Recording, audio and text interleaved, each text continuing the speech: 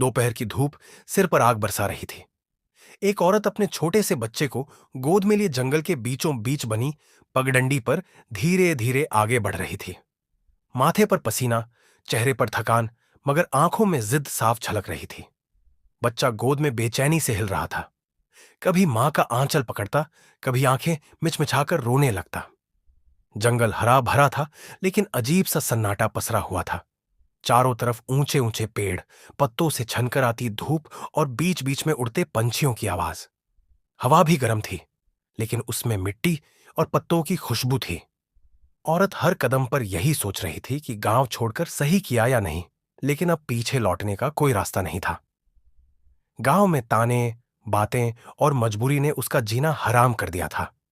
पति के जाने के बाद से उसने अकेले ही अपने बच्चे को पाला, लेकिन हालात ऐसे बने कि अब वही गांव उसकी सबसे बड़ी कैद बन चुका था। इसीलिए उसने हिम्मत जुटाई और बच्चे को लेकर निकल पड़ी, चाहे मंजिल कितनी भी कठिन क्यों ना हो। सूरज की तेज किरणें सीधे उसके चेहरे पर पड़ रही थी। उसने अपने आंचल से पसीना पोंछा और बच्चे को सीने से चिपकाकर आगे बढ़ती रही।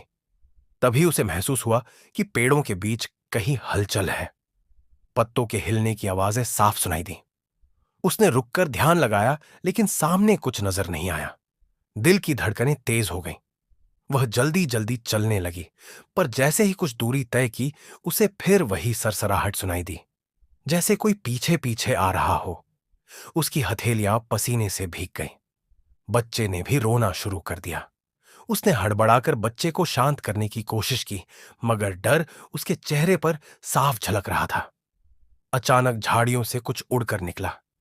ढेर सारे तोते एक साथ पंख फड़फड़ाते हुए आसमान की ओर उड़ गए। औरत का दिल धक से रह गया।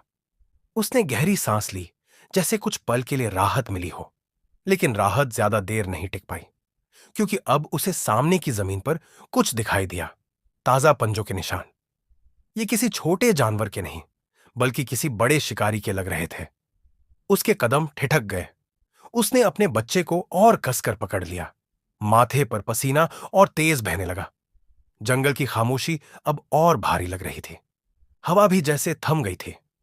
उसकी आंखें बार बार इधर उधर घूम रही थीं। तभी पेड़ों के बीच से एक अजीब सी गुर्राहट गूंजी। औरत का दिल कांप उठा। उसकी सांसें अटक गईं। उसने बच्चे के सिर पर हाथ फेरा और बुदबुदाई, कुछ भी हो जाए, मैं तुझे बचा कर रहूंगी। उसके कदम अब तेज हो गए। वह लगातार चलती रही, लेकिन हर कुछ मिनट में वही एहसास होता, जैसे कोई उसका पीछा कर रहा हो। सामने दूर झाड़ियों के बीच कुछ हल्का सा हिलता दिखा, लेकिन वह साफ समझ नहीं पाई।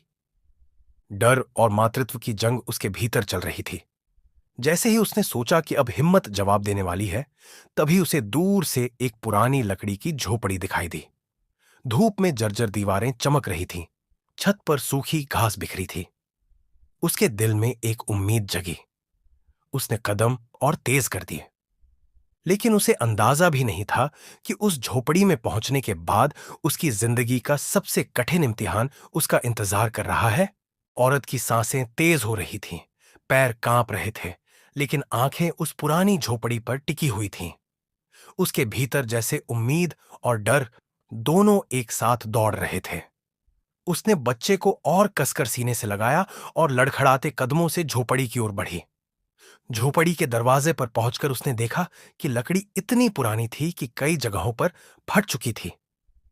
धूप में लकड़ी की दरारों से भीतर का अंधेरा झांक रहा था। उसने धीरे से दरवाजा धकेला।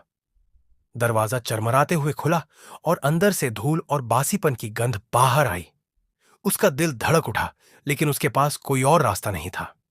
अंदर का दृश्य देखकर वह कुछ पल के लिए ठिठक गई। टूटी फूटी चारपाई, दीवारों पर जाले और कोनों में सूखे पत्तों का ढेर पड़ा था। लेकिन सबसे अजीब बात यह थी कि एक कोने में किसी ने हाल ही में आग जलाई थी। राख अभी ठंडी नहीं हुई थी। इसका मतलब था कि यहां कोई और भी रहता है। उसने धीरे से बच्चे को चारपाई पर लिटाया और इधर उधर नजर दौड़ाई। हर कोना उसने ध्यान से देखा, लेकिन कोई इंसान नहीं था। फिर भी उसे लग रहा था कि कोई न कोई उसकी हर हरकत पर नजर रख रहा है। अचानक पीछे से दरवाजा तेज आवाज के साथ बंद हो गया। उसके शरीर में सिहरन दौड़ गई। उसने फौरन बच्चे को उठाया और डरते हुए दरवाजे की तरफ मुड़ी। दरवाजा बंद तो था, लेकिन बाहर से ताला नहीं लगा था। उसने गहरी सांस ली और खुद को शांत करने की कोशिश की। बच्चा फिर से रोने लगा। उसकी भूख और प्यास साफ झलक रही थी। मां ने थके हुए स्वर में उसे चुप कराने की कोशिश की, लेकिन उसके दिल में एक और चिंता घर कर गई। अगर यह झोपड़ी सच में किसी की है तो वह शख्स कब लौटेगा, और क्या वह उन्हें यहां देखकर नाराज हो जाएगा? तभी झोपड़ी की खिड़की से बाहर झांकते हुए उसने देखा, पेड़ों के बीच वही चमकती आंखें फिर से दिखाई दी। इस बार और नजदीक। उसकी सांस अटक गई। बच्चा उसकी गोद में बेचैन होकर तड़पने लगा। वह समझ गई कि अगर अब उसने हिम्मत नहीं दिखाई तो शायद कभी ना दिखा पाएगी। उसने चारपाई से उठाकर पास रखी एक पुरानी लकड़ी की लाठी उठाई और दरवाजा आधा खोलकर बाहर झांका। सूरज अब और तेज हो चुका था। धूप सीधी आंखों में चुभ रही थी, मगर जंगल के बीच से आती वह गुर्राहट और भी खतरनाक हो गई थी। उसने बच्चे को कसकर पकड़ लिया और बाहर निकल आई। बाहर आते ही हवा और भारी लगने लगी। हर पेड़, हर झाड़ी जैसे उसे घूर रही थी। वह धीरे धीरे झोपड़ी के पीछे की ओर बढ़ी, जहां से एक संकरी पगडंडी और गहरे जंगल की तरफ जाती थी। उसके दिल में सिर्फ यही ख्याल था, यहां रुकना अब खतरनाक है, चाहे जो हो, आगे जाना ही पड़ेगा। वह पगडंडी पर चलने लगी। बच्चा अब भी रो रहा था, लेकिन उसकी आवाज जंगल की खामोशी में और भी तेज सुनाई दे रही थी। अचानक पेड़ों के बीच से एक सरसराहट हुई और उसके सामने एक बड़ा साया गुजरा। वह कांप गई। कुछ पल के लिए उसके कदम रुक गए, लेकिन अगले ही पल वह पूरी ताकत से दौड़ पड़ी। सूरज अब सिर पर था। जंगल और घना होता जा रहा था। पसीने से उसका शरीर भीग चुका था। बच्चा थककर उसकी गोद में सुस्ताने लगा, लेकिन उसकी सांसें तेज थीं। मां ने उसे बार बार प्यार से थपथपाया और बुदबुदाई, बस थोड़ी दूर और बेटा, बस थोड़ी दूर। अचानक उसने देखा, पगडंडी एक बड़े तालाब के किनारे पर जा पहुंची थी। तालाब का पानी चमक रहा था और किनारे पर हरी घास फैली हुई थी। उसके गले में प्यास से कांटे पड़ गए थे। उसने बच्चे को घास पर बिठाया और झुककर पानी लेने लगी। जैसे ही उसने पानी छुआ, उसके कानों में एक अजीब सी आवाज गूंजी। उसने चौंक कर चारों ओर देखा।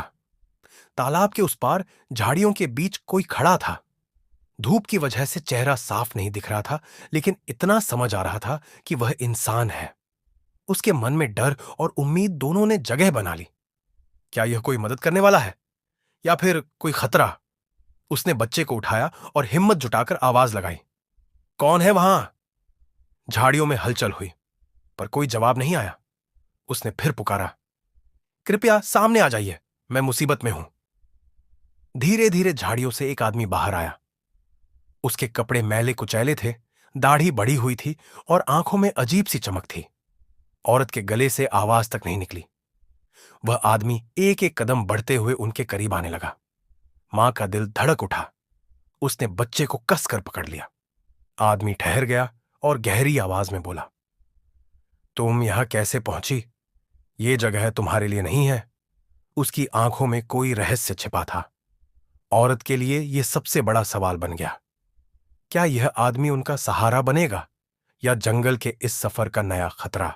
औरत उस अनजान आदमी को घूर रही थी। उसका दिल तेजी से धड़क रहा था और हाथ कांप रहे थे। बच्चे ने भी जैसे उस अजनबी की मौजूदगी महसूस कर ली थी और धीरे धीरे उसकी रुलाई फिर से बढ़ने लगी। मां ने बच्चे को सीने से कसकर लगा लिया और एक कदम पीछे हट गई। आदमी कुछ पल तक उन्हें देखता रहा, फिर धीमी आवाज में बोला, डरो मत, मैं तुम्हें नुकसान नहीं पहुंचाऊंगा। लेकिन उसकी आंखों में ऐसी गहराई थी कि भरोसा करना आसान नहीं था। मां के चेहरे पर डर साफ झलक रहा था। उसने हिम्मत जुटाकर कहा, हम सिर्फ सुरक्षित जगह ढूंढ रहे हैं। मेरा बच्चा बहुत छोटा है, उसे बचाना मेरी सबसे बड़ी जिम्मेदारी है। आदमी कुछ देर चुप रहा, फिर तालाब के पास बैठकर अपने हाथों से पानी पीने लगा। उसके कपड़े फटे हुए थे और चेहरे पर थकान साफ झलक रही थी। उसने लंबी सांस ली और बोला, यह जंगल बाहर से जितना शांत दिखता है, अंदर से उतना ही खतरनाक है। अगर तुम्हें बचना है तो मेरे साथ चलो। औरत का दिल दुविधा में था। क्या इस पर भरोसा किया जाए या ये कोई नया खतरा है? मगर उसके पास कोई और चारा भी नहीं था। बच्चे की हालत बिगड़ रही थी। उसकी सांसें छोटी छोटी होने लगी थी। मां की आंखों से आंसू बह निकले। उसने धीरे से सिर हिलाया और कहा, ठीक है, पर अगर मेरे बच्चे को कुछ हुआ तो? आदमी ने उसकी बात पूरी होने से पहले ही हाथ उठाकर कहा, मैं समझता हूं, तुम्हारा दर्द मुझे भी समझ आता है। वे तीनों तालाब के किनारे से आगे बढ़े। आदमी उन्हें एक संकरी पगडंडी पर ले गया जो पेड़ों के बीच और गहराई तक जाती थी। चलते चलते उसने कहा, मेरा नाम विजय है। मैं कभी इसी जंगल के पास वाले गांव का था, लेकिन किस्मत ने मुझे यहां धकेल दिया। अब यही जंगल मेरा घर है। मां ने हैरानी से उसकी ओर देखा, पर कुछ बोली नहीं। उसकी आंखें बस अपने बच्चे पर थीं।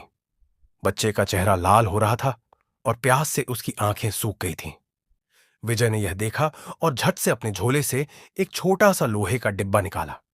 उसमें कुछ उबले हुए आलू और एक पुरानी पानी की बोतल थी। उसने बोतल और आलू मां को देते हुए कहा, ये ले लो, बच्चे को थोड़ा पानी पिला दो। मां के होंठ कांप गए। वह बिना सोचे बच्चे को पानी पिलाने लगी। बच्चे ने कुछ बूंदे पीते ही राहत की सांस ली और आंखें बंद कर लीं। मां ने ऊपर देखा तो विजय की आंखों में भी नमी थी। वे आगे बढ़ते गए। सूरज अब ढलान पर था। धूप पेड़ों के बीच से सुनहरी किरणों की तरह फैल रही थी। मगर हर थोड़ी दूरी पर झाड़ियों से अजीब अजीब आवाजें आती, कभी गुर्राहट, कभी पत्तों की तेज सरसराहट। मां बार बार पीछे मुड़कर देखती, पर कुछ नजर नहीं आता। विजय बोला, इस जंगल में अकेले रहना आसान नहीं है। यहां हर कदम पर डर है, पर अगर तुम हिम्मत रखो तो यही जंगल तुम्हें बचा भी सकता है। कुछ देर चलने के बाद वे एक खुले मैदान में पहुंचे। वहां पर एक पुरानी टूटी फूटी झोपड़ी थी जो विजय का ठिकाना लग रही थी। उसने दरवाजा खोला और अंदर ले गया। अंदर साफ सुथरा तो नहीं था, लेकिन इतना था कि मां और बच्चा आराम कर सके। मां ने बच्चे को चारपाई पर लिटाया और खुद जमीन पर बैठ गई। उसकी आंखों से आंसू लगातार बह रहे थे। विजय ने धीरे से कहा, तुम्हें अब डरने की जरूरत नहीं है, मैं हूं ना। लेकिन तुम्हें मुझे सब सच बताना होगा। तुम यहां अकेली कैसे पहुंची? मां ने गहरी सांस ली और कांपती आवाज में कहा, गांव गांव अब मेरा नहीं रहा।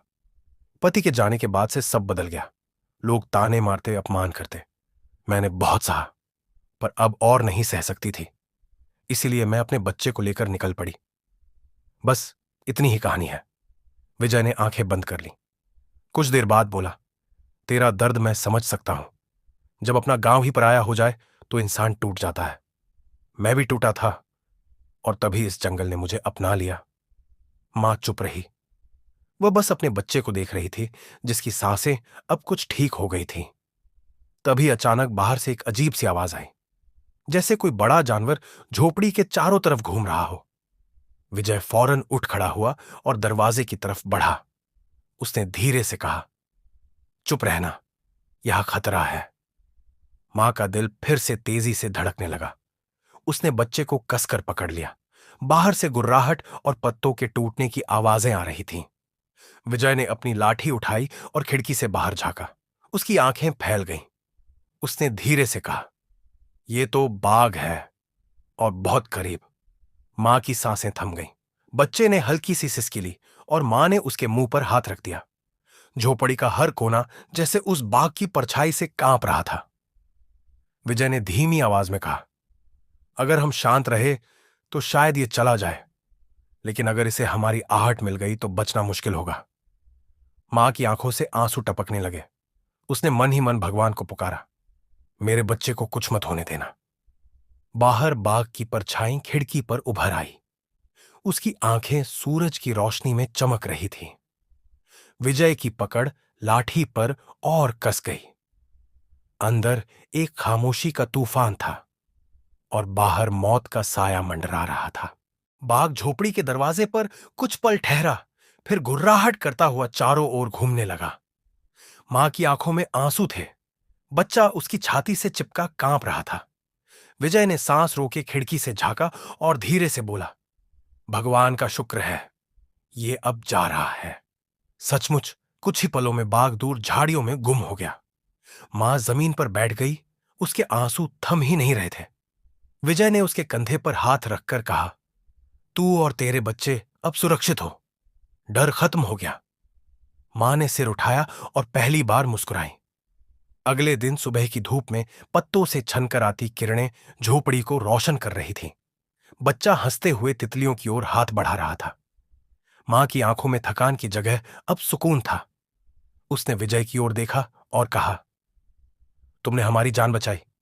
शायद ये जंगल हमें डराने नहीं, नया जीवन देने लाया है। विजय ने मुस्कुराकर जवाब दिया, कभी कभी मंजिल वहीं मिलती है जहां हम सबसे ज्यादा डरते हैं। और उस पल मां ने महसूस किया कि उसके लिए जंगल अब डर की जगह नहीं, बल्कि नई शुरुआत का घर बन चुका है।